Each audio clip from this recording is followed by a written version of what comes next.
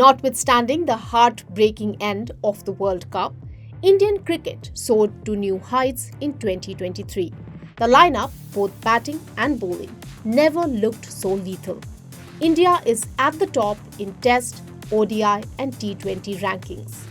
Brand deals during the year were also impressive as eyeballs garnered by the IPL reached an all-time high. While cricket continued to hog the limelight this year, other sports also came out of cricket's long shadow and had their day in the sun. And it was evident in the 2023 Asian Games held in Hangzhou, China. India finished with a record haul of 107 medals at the event. 28 of these were gold, 38 silver, and 41 bronze. In the previous Asian Games held in 2018 in Jakarta, India's medal tally was 70. At the Women's World Boxing Championship, India finished at the top with Nikat Zareen, Neetu Gangas, Saviti Bura, and Lavlina Borgohain, bagging gold in their respective weight categories. China came second with 3 golds. India's track and field golden boy Neeraj Chopra bagged a gold medal at the World Athletics Championship in Budapest, marking India's first ever gold at the event. Indian chess masters too spun their web on the 8x8 board, trapping grandmasters around the world.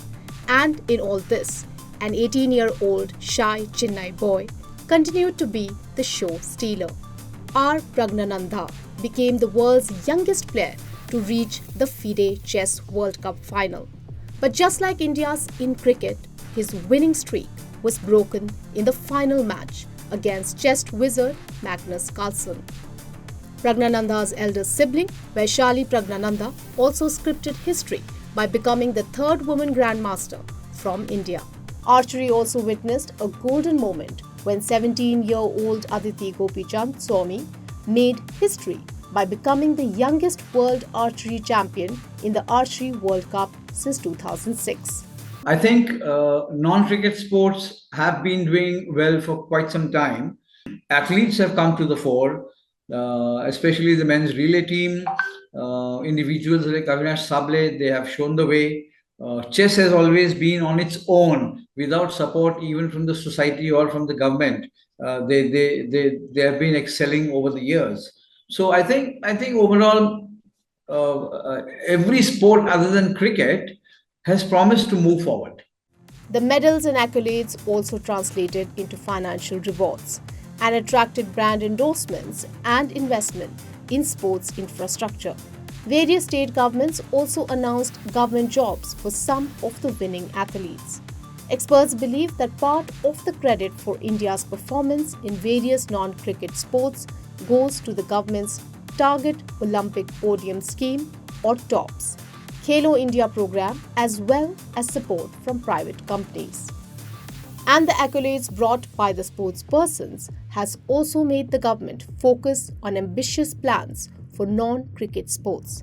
India officially threw its hat into the ring to host the Olympics in 2034. Experts believe that if it is successful, hosting the Olympics will revolutionize the landscape of non-cricket sports. The event would not only provide a massive boost to infrastructure development but also inspire a new generation of athletes to take up diverse sporting disciplines. But it was not all roses for all sports this year. India's historically strong sport of wrestling faced a challenging time amid allegations of sexual harassment by some women athletes.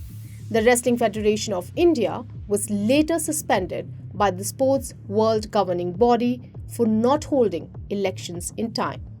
Olympic bronze medal winner Bajrang Punia looked a pale shadow of himself at the Asian Games as he lost 0-10 to Japan's Kaiki Yamaguchi. The reason? Like a few other wrestlers, he spent the first 6 months of this year at Janpath seeking removal of Brij Bhushan Sharan Singh as WFI chief. Out of the 107 medals that India won at Asiad, just 6 were in wrestling. Of them, 1 was silver and 5 bronze. Expert also said that football underperformed this year. It's a cycle.